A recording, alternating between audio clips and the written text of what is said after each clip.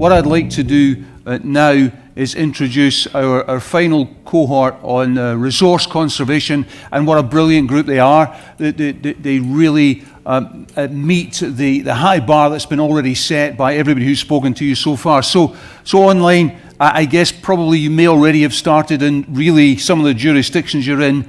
It is a little bit early, but please enjoy that. Please enjoy our last cohort and our last panel after that, and then we'll make some closing remarks. So please, could we have our first speaker? Thank you very much indeed.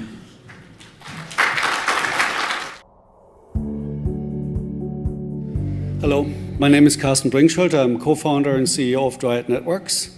We are connecting the natural world, and our first application is to prevent wildfires with an ultra-early detection system. Wildfires are causing 20% of global CO2 emissions. That's about the same amount the entire traffic puts into the air, between 6 and 8 billion tons of carbon emissions.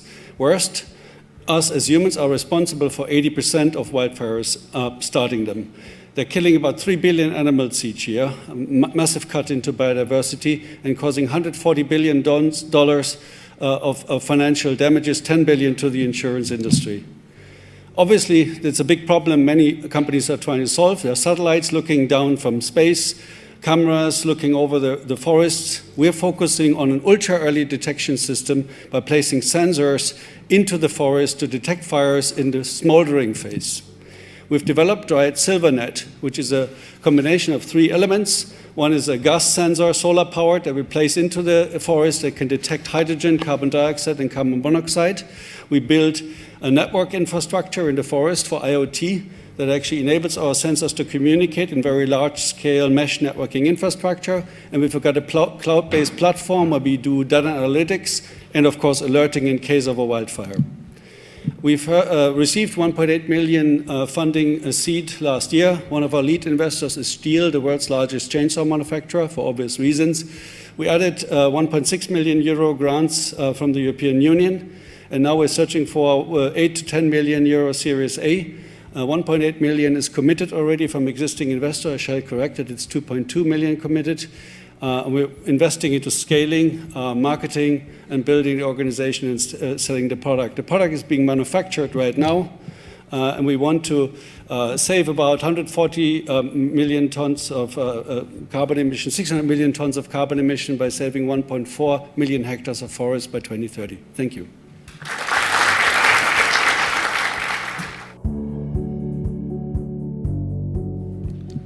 Good evening, ladies and gentlemen. I'm Eric Warner. I manage the UK business for EXXFIRE, which I'm pleased to tell you about. Our CEO and founder, Harm Botter, Harm, can you stand up, please? Was a late arrival. He wasn't sure that he was going to be able to make it, but he's come in very late, so, okay. EXXFIRE is the simplest, safest, and by far the greenest method of suppressing industrial fires in the world today. I'm going to tell you a little bit about that in the time remaining. Basically, industry has evolved a lot since it began. It began in the combustion engine, the internal combustion engine, with steel and metal and fabrication, and today it's driven by telecommunications, electricity, and computers. The problem of dealing with fires has been evolved as well. Initially it was water, the buckets of water and sand. About 100 years ago, it evolved to gas, because water is as destructive of industrial architecture as the fire itself, so they evolved the method of gas, suffocating the fire, suppressing it. And the gas is stored in big, heavy tanks like this under very high pressure, which brings a lot of problems with it. It's inherently unsafe. Every year there are horrendous accidents. It's difficult to maneuver and transport. You need a special license for that high pressure. And most importantly, the gas contained within it to suppress the fire is most definitely not green. What happened was the salvation for this came from satellites. Harm was in the incubator of the European Space Agency. We heard from one of the ocean people today with the ESA, and he discovered a small technology which is used to guide satellites in orbit, and he had this brilliant inspiration that it could be applied, that technology could be applied in this area. The solution is these, the EXXFIRE green gas generators. 100% safe. They don't have any pressure at all. They are easy to maintain and manipulate and maneuver. And best of all, they are green, because the gas that's used to suppress the fire is nitrogen, pure nitrogen. Comes out, suffocates the fire. No harmful effects on the environment, no harmful effects on any of the people around. So it's completely safe. One area, the market's been growing about 5% per annum. It's got about $5.5 billion now. It'll be about $8 billion in 2026. We're hoping to capture about 20% of that market in due course. But one particular area of the market which we're very focused on is this, the lithium-ion battery section, because they produce horrendous fires. Once a fire starts in those batteries, they cannot be suppressed by any means. Siemens, who is a close partner for EXXFIRE, 2 years ago produced a white paper saying the ideal way of doing it is nitrogen. So therefore, we are working very closely with them. I'm over my time.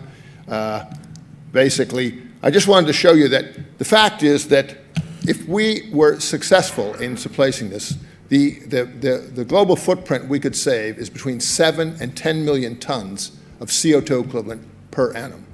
We're already producing product. We're already selling product. We've got about 800,000 euros. We're EIS investable, and we're raising about 4 million euros to help our growth and scale. Thank you very much.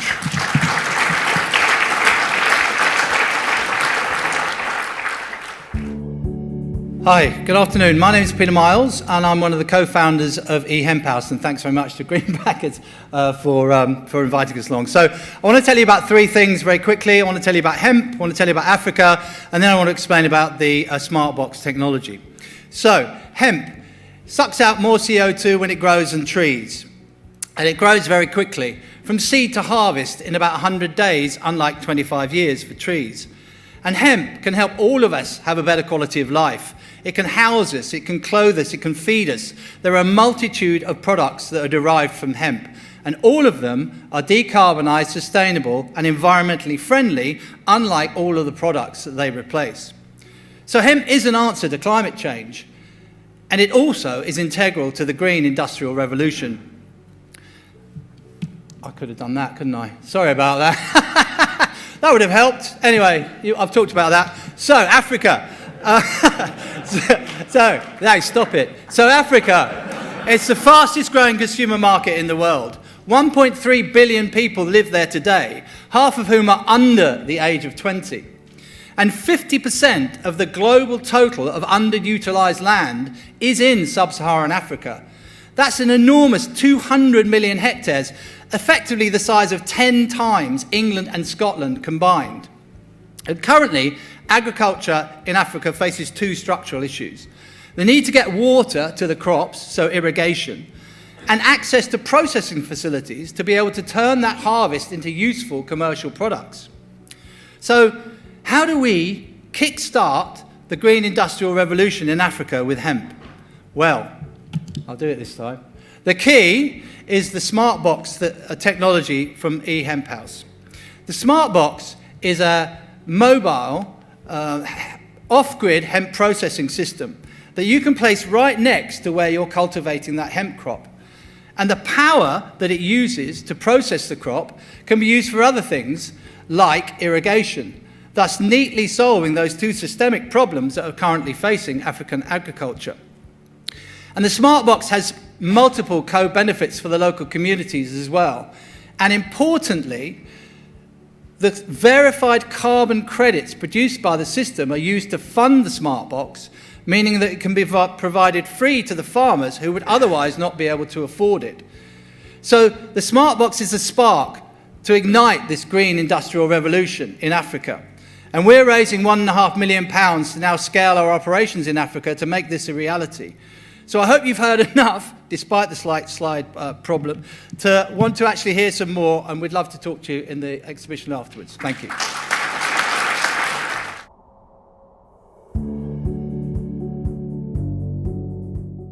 Hi there, I'm Reed Paget, founder of Limit Genes. Thank you, Greenbackers. There are three big reasons, or important reasons, that I would say would make Limit an important investment. And the first is that we have created the world's most sustainable denim jeans that also fit and look great. Made from hemp, they reduce the environmental impact of cotton jeans by 80%. So going back to Bertrand Piccard's comments, this is a today technology that can have a big difference. The other reason that makes this makes this investment important is that the market is enormous. It's a 70 billion annual denim market, and the biggest trend in this market is sustainability, which we are leading. So those 2 points together would arguably make a strong investment argument, but we have something perhaps even bigger and more important, and that's the enormous story behind the Limit brand. And the origins of this story began with a 1972 book, Limits to Growth. Some of you may remember that from university.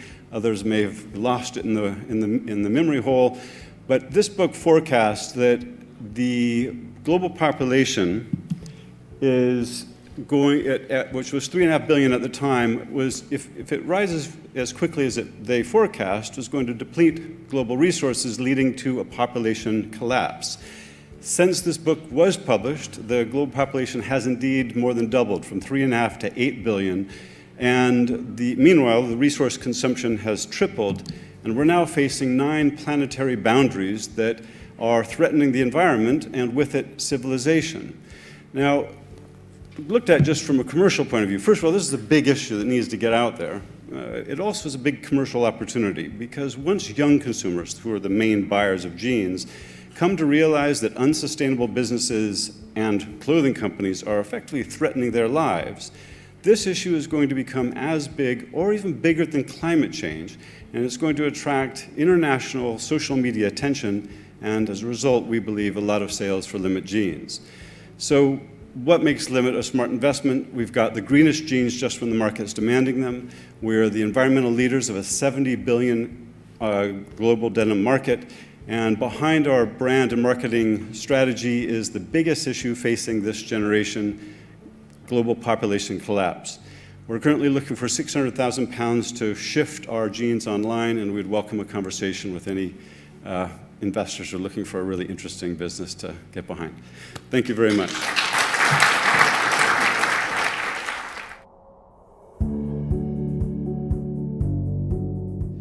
Thank you, Greenbackers. Thank you all. I'm David Hollander. That wasn't me. I'm CEO of Propel Air. We're an environmental solution that saves customers money. In a world that flushes nearly 10% of its drinking water down the drain, our reinvented toilet saves 83% of that by replacing most of the water with air. And because this powerful flush propels the waste into existing drains, it's easy to retrofit. Designed for commercial use, it's proven patented technology, and it's already saving companies a billion litres of water and £3.5 million each year in just 4,000 installations already. Though not water challenged, in the UK, our clients are looking to save water, to reduce their carbon and increase hygiene. So happy are they that repeat and specifying customers now represent 40% of our revenues. Following a successful entry into South Africa, where amongst others, Nedbank, Burger King, Siemens and several shopping malls are rolling out our system, we've just entered the Gulf, and we've already got an installation in Fly Dubai's head office, as well as in the massive Majel Al Futtaim's, one of their shopping malls, where we're hoping to roll out next year. Our experienced management team delivered £1 million of revenue in 2019. We expect to do the same in 2021 following the challenges of COVID, and by this time next year we'll be at 3 times that. We forecast break even within 2 years, selling 50,000 units by 2026, when we may execute an exit, which we would expect to be to a trade buyer. To achieve that, to expand internationally, and to develop new products. We're seeking 4 million in equity so that together we can save the planet one flush at a time.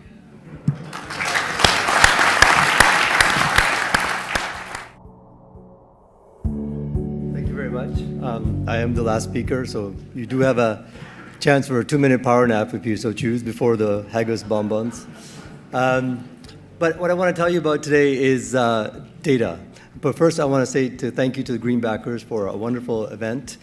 And also thank you to you as well. Wonderful to connect with you. Please come see us at our table. We'd love to talk to you. So what we do is we build data storage systems. And our patent-pending hardware and software, we give that to the clients so that they can store their data in a secure way. And our clients come from industries like the medical industry or the research industry or the defense industry. And what they have in common is that they have mounting amounts of data that they want to store for a very long period of time. And the feedback they've given to us is that what we're doing is fundamentally very important. And what we're doing is that we're making data more sustainable in a storage way. We're leading the industry in that way. We're not leading in just a little bit, we're leading a lot. And I'm going to tell you a little bit about it. I think what we can all agree is that data is important. And data is growing astronomically. But the consequence is that we need to put this data somewhere. You need more and more physical space. In fact, what you may not know is that 3% of the world's entire energy production goes to data storage today. That's more than what Germany consumes or Japan consumes annually. And in fact, because the designs are archaic, we have about a 3 to 5 year lifespan on these data storage racks, which results in mounting electronic waste. It's toxic for the environment. And this theme of COP26 is reducing our carbon output, and data's carbon output is 3.7% of the global carbon output. So that's more than what the airline industry produces.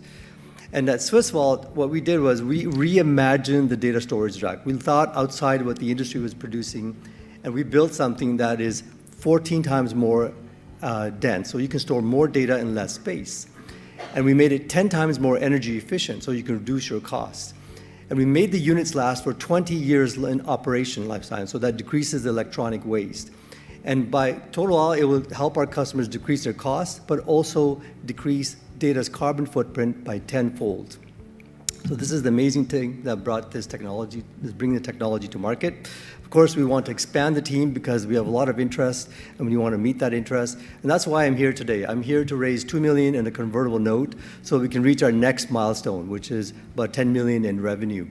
And but I know that I think that we can help you as investors make a lot of money. Consider that the market size is $200 billion in data storage, just in technology. And comparable companies like ours have been reinventing the data storage, have been bought for $5 billion to $10 billion in the last 10 years. And so we can help you make an incredible return on your investment, but more importantly, also make an impact. So thank you very much. Come and join us. We've got Jim Wilson, we've got Paul Morris, and we've got Mark Monroe. Our organic agenda has now caught up, and we have the right photos for the last panel. Gentlemen, thank you very much indeed for joining me here today. Mark, what I'd like to do is start with you, if I may. You're from Scottish National Investment Bank. You're from the bank. You've lent money into interesting sectors. In terms of resource conservation, I'd just like to understand how that, saving energy, saving resources, fits in to the bank's themes of investment. If you'd just like to talk a little bit about that, please. Sure. So the bank's a mission-led development bank for Scotland. That means marrying financial returns with mission returns. And the way we do it, as you're asking, Andrew, is through the mission returns. So as well as providing the boring, maybe financial covenant certificates, there's mission covenants attached. That could be that the power source for your factory is renewable. It could be encouraging the move to a green fleet as well. So we monitor and sort of put that into our investment requirements. Yeah. And Paul, a very experienced investor and very well connected with the investment market. Using that history and using those connections and your knowledge of that market, how important to those investors that you speak and with those whom you engage is this theme of resource confirmation? How attractive as a cohort are those businesses that are actually at their core saving resources? Yeah, well, the bad news is I'm not going to invest in any of these companies, but I think we can help connect the companies with many investors. So what we do at the specialist VC units within DIT is work with VCs and corporate VCs around the world who have interests in seeing deal flow that fit their investment scope. I mean, there's 6 companies that just presented now, and indeed the whole of the 4 streams today. Some very interesting companies. There are only 2 things really that you know, in terms of qualification, because it's UK government money or UK government funded, we need that those companies are UK headquartered. And secondly, because we're working with international investors to bring more VC investment into the UK, usually we're typically working with companies that are raising 4 million and above. Some of the companies are still a little bit earlier than that now, but at least getting them on our radar for when they are raising larger sums, you know, that's important for us. And I think there's a growing interest in that whole space for many investors, including, say, you know, the corporate VC units. We work with VC funds and corporate VCs, but with a real focus on corporate VCs. The corporate VC units of some of the big traditional oil and gas companies are very much focused on sustainability and that this, you know, many things that we've seen today. And Jim, if I may ask you, just picking up on that theme, the extent to which resource confirmation and the way that has to be reflected in quoted businesses' balance sheets and on their accounts. You had a past in a big business, SSE.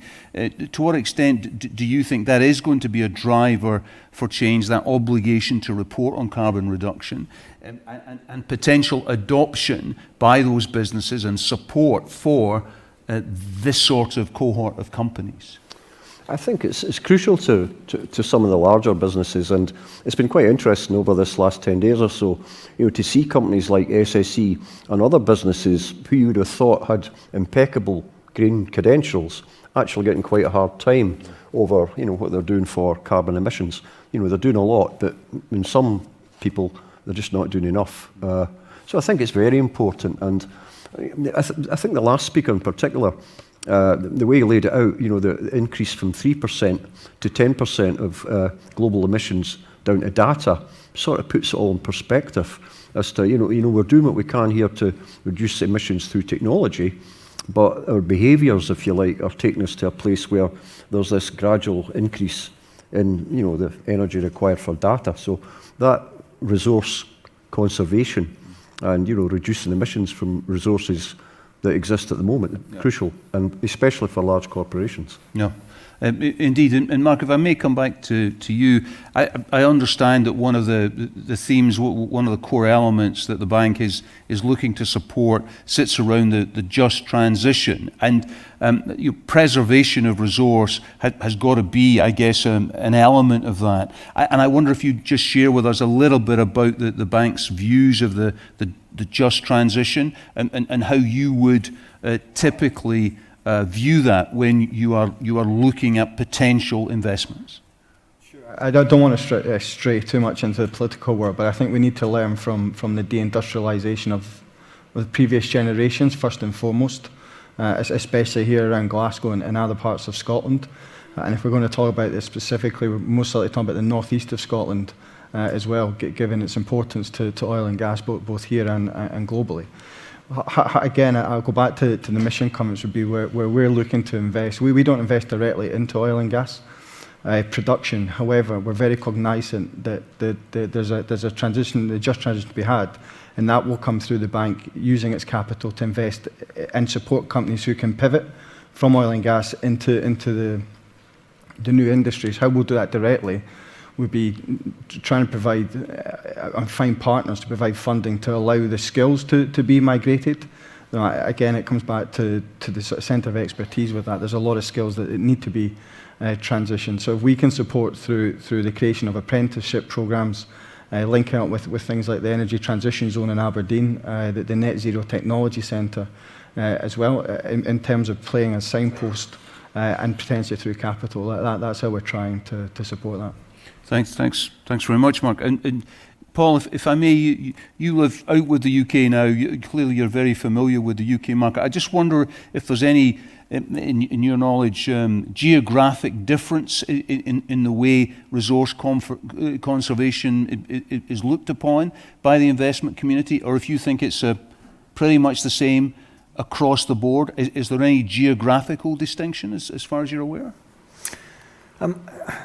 I think if you talked in very general terms, you talk about Germany or the Scandinavian countries as being particularly focused on that area. But if you broaden this a little bit, I mean, I think both public and private sector have key roles to play in the whole, everything we've heard about today, the whole energy transition and everything else. But ultimately, technology is going to drive many of those solutions, and most of that technology development will come from the private sector. And a lot of the funding will come from the private sector, at least in the growth stage. So if you look at the VC world, and much of that will come from venture capital, the UK is in a really good position when you look at Europe. The UK accounts for 1/3 of all VC investment in Europe now, so as much as the next two countries, which is France and Germany, combined. And investors are moving more and more to look at energy transition, impact, environmental. So I think the UK is in a good position, but still a long way behind the US. So that's really where the work is to be done. That's why we're trying to bring more VC investment from around the world into the UK. Yeah. Thanks very much. And Jim, if I could just come to you, and I know you don't speak on behalf of governments at all, but I would like to get your thoughts on the role of regulation. We need more efficient housing to preserve resources. There's a lot that government regulation can do to help create some form of market pull. Could you talk a little bit about the role of regulation in driving resource conservation? Yeah, it's interesting. I mean, government's certainly got a role, but then again, if you think in housing and some of the issues there with insulation and 80% of the houses already being standing today that will exist in 2050. So that is clearly an issue. But I think a lot of the businesses we've seen in this last group, in particular, they've come up with a solution to a significant problem in reducing global emissions. And if they can do that, and if they can deliver shareholder value at the same time, then it's really our duty to invest in them and give them the opportunity to do something, to combat this huge problem that we face. Yeah. What I'd like to do, Mark, is just hand to you for a closing remark, perhaps a little bit about the bank's ability, and ask you to be brief here, the bank's ability and desire to invest in businesses that are out with Scotland but are coming to Scotland. Could you talk a little bit about that? Yeah, for sure. Don't believe it needs to be saltires and thistles. I've said this to you before. Andrew, we're here to facilitate investment into Scotland through providing capital, so it can be where there's going to be a presence in Scotland via jobs or a site or just intellectual capital of some sort. So please come and speak to us. Excellent. Thank you very much. Ladies and gentlemen, your resource and conservation panel.